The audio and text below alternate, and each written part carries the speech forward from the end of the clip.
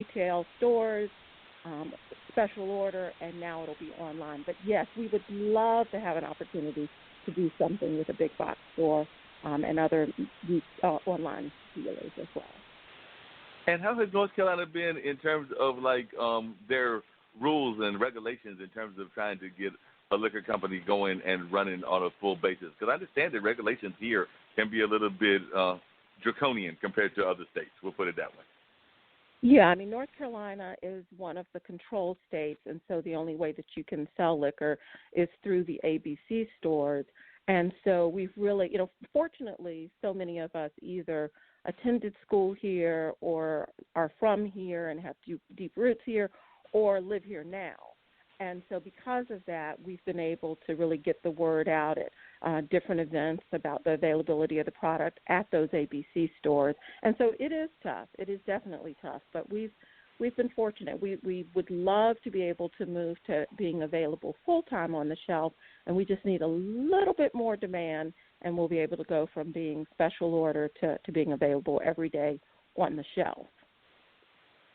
And one of the other things that I think people are not aware about is the actual deep history that exists even definitely within North Carolina, tied in with the liquor companies and, of course, NASCAR and things of that nature, but also tied into just the African-American community, because I think a lot of people don't realize that, or they forget about the fact that a lot of times people from our community were the ones that were running the alcohol, and basically that's how both NASCAR and the liquor business kind of got started at almost the same time. But I think a lot of times people forget the history behind particularly the liquor industry, but even all the alcohols, but definitely the liquor and spirit industries.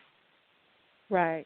Well, and actually, if it's possible to join on Kelvin and Ralph and Shon, because I think they're probably on now as well. I'm sure that one or multiple of them can talk to even more of that history than I can. But I will say, yes, being from Charlotte and having actually worked on several projects in the NASCAR industry, there are a couple of great movies out there that really talk about the distribution of whiskey and moonshine through those drivers who, eventually that led to the whole NASCAR racing industry.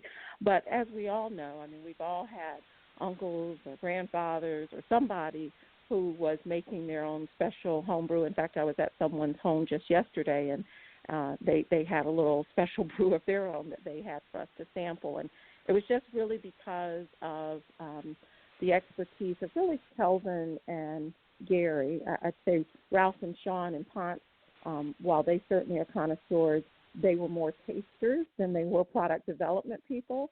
But they really were able to bring in Gary is practically a chef, and so they really know about bringing in flavors that would really complement the straight corn whiskey that we have. But there, as you may have heard, it was really an African-American gentleman who worked for Jack Daniels who developed the Jack Daniels formula, and that's something that really came out just a few years ago. So you're right. There's been a long history in our community with African-Americans in creating alcoholic beverages, and we're just excited to be part of that, this whole resurgence of making those available more broadly to not just to our communities. We've actually had great response from all different types of people who quite frankly just love the product. I mean, it's Still Moon, it's a corn whiskey moonshine. It is delicious. We have our special reserve, and then we also have an apple flavor, and we'll be soon coming out with a couple of other really exciting versions that we know people will love even more. But actually, were we able to bring in Ralph and Kelvin and Shon? Are they on the line? Yeah, I was going to say, Dean, can you get Ralph and Kelvin on if you got them on the line too? I got Shon, Kelvin right here. Shon's already in. I think he has his phone on mute. Kelvin, welcome to Straight Talk. You're on the line. Thanks for having us, guys. We really do appreciate it. Too much, so I'm going to let them do some talking now. No problem. Thanks a lot, Gail. You've been doing a fantastic job as always. So, Kelvin, tell us, how did you get involved in the business? I believe I met you along with Ralph at one of the events at Haytide that Spectacular Magazine was doing, but I was just wondering how you could give us your own personal story that's how you got involved. And I was just going to share, because when we had one other liquor company on this show before, and that was Southern Wicked, a young lady out of, I think she's out of Raleigh, but she might have gone to Carolina, T. Naomi Lucas, that started that company sometime back. And I remember telling her that when my great uncle, well, one of my great uncles, of course, you have multiple great uncles and different great relatives, but one of them made his, like she said, made their own homemade brew. And I remember I had a friend that came into town. I was, I'll tell on myself, I was kind of trying to flirt with her. She was from Texas. I invited her to the house. She was basically ignoring my family, and I don't think she was really feeling any sort of love connection. So she was ignoring me and ignoring my family and doing the whole crochet thing. But when my great uncle, God rest his soul, brought out his Lion's Brew, Lion's Farm, because he had the same thing like the name of the famous wine, but he spelled it with his family name and everything.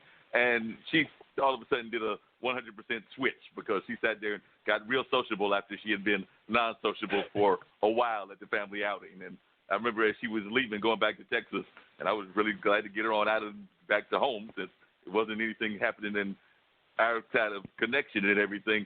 But I remember her looking back at me, and this was many years ago, talking about, like, can you be sure to send your uncle to send me some of that liquor back? And I'm sitting there going, like, homegirl, I didn't like you that much, and I don't know if we're going to do that, because you just kind of like pissed me and my family off. So you just go on. You're not getting any Lion's Farm.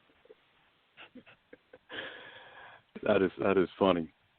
Well, I think the thing that got me interested in it, we have always consumed, I told the story when we first met, we have always consumed moonshine. And in part, we got really creative with it when we were in college, and it just grew from there in terms of the types of recipes that Gary would come up. And, I call Gary the mad scientist, and I'm sort of the perfectionist in terms of the flavors. And so what's happened is, over a period of time, wherever we went, it was that social part that always came up. One, moonshine is so iconic that everybody has a backstory, just like you told your story, Gale told hers. Right. There's always a story about moonshine, and that's one of the great things about it, that it's a part of that American fabric, already. And so all we did was just build on that. And so everywhere we went, we told the story, because we always get a reaction when we go to whiskey festivals or attend whiskey events, and we say that we're in the moonshine business, selling 100% corn whiskey. Everybody always asks, well, they'll give you a facial expression like, whoa, had that, nah. But we always tell people that this is the evolution of moonshine. This is the most premium product that's on the marketplace right now. And so we've had a chance to go up against all the competitors, and we've won. And so really for us, it was about bringing a product to the marketplace that, one, looked like it was a premium product. If you look at our bottle, it's not in a mason jar. It's in a whiskey bottle. The label, everything screams premium, and the taste itself puts you over the top. So everybody sort of gets a little scared at first. They have that taste, and they automatically sort of sink back and say, whoa, and get surprised by it. And so we've just built off of that everywhere we've gone in terms of relationships and having that conversation and introducing the product. And it's worked for us. It really has. It's opened a lot of doors for us. But we took something that we used to sort of sell amongst ourselves, enjoy amongst ourselves, took it to different events, and everybody kept asking for it. And so eventually we said, why not put it in the marketplace? And so we perfected the product. How would you define moonshine? Because that's something that I'm always fascinated by. Because like I said, there's the stereotypical images. There's the people that think of moonshine as like the old steel back in the backwoods. They remember the old episode of Beverly Hillbillies, and some of those people that were doing that, and Dukes of Hazzard and that imagery. And then there's the people that remember, like you said, the homemade versions of people experimenting with different fruits and different things of that nature.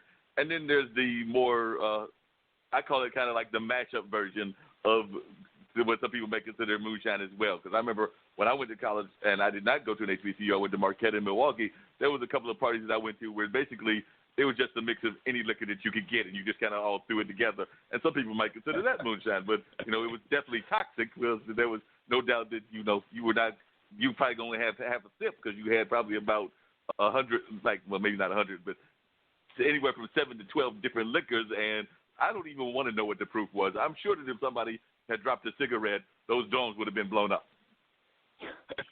Hey, well, Mark, I can speak to that for a second.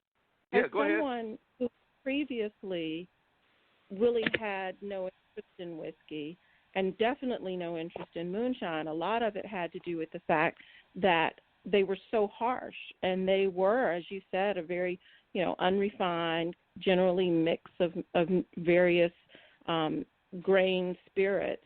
And so what's really special about our product is that it is 100% corn.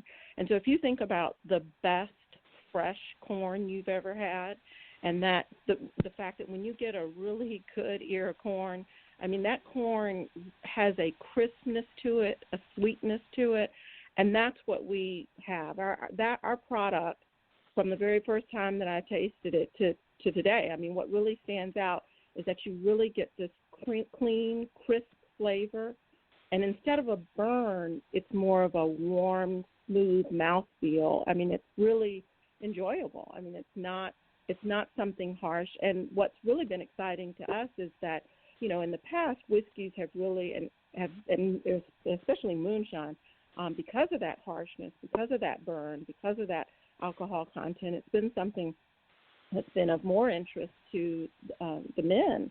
But quite frankly, we have as many, if not more, women followers as we do male followers, because it really is a smooth and clean experience, and it is perfect for cocktails. So we have a lot of restaurants and bars, very high-end bars that, in fact, we're in Ruth Chris all over Indiana, and a lot of hotels have picked us up because it's great for making cocktails. So instead of using a vodka or a gin, it is great to use our product as the primary mixer, and it's that versatility that's made our special reserve of such interest to the different restaurants and bars. So I'm sorry, Kelvin. Wow. I promise. No problem. No. Before I get back to the guys and everything, Allison, I was just wondering, have you ever had any clients that were involved in the liquor business or anything of that nature, if you're still with me? And have you had any folks that have been tied into this field as well? No, but we like liquor. I just was on your website. It's beautiful. It's beautiful. No, we haven't. We're actually trying. We do a lot of B2B, and we're really trying to get into more of consumer products. So I think that what you're doing a great job. You obviously have your experience in branding and marketing, and I think everything you're doing is spot on. I would check out Haro, like I had mentioned earlier, to see if there's any opportunities for you. I think something just on the PR side is, like holidays, top Father's Day gifts, great, holiday gifts for a different type of gift ideas. A lot of the media, like the magazines, will start planning out at 3 to 4 months out. So September is when you may want to pitch the national media, industry related, and wherever your target market is for those holiday gift stories. So that's something that you may want to just, keep in mind. But I think that you're doing a great job, and if you can get into some stores, that would be amazing. Yeah, well, no, we'd love to chat with you. I didn't hear your contact information at the beginning, but I'm sure we can get that from Mark, and we'd love to chat with you. Sure. Yeah, and that's one of the things I was going to get, Allison, if you would give that contact information, because we've also heard Drink Still Moon's, their website, but if you would give yours as well.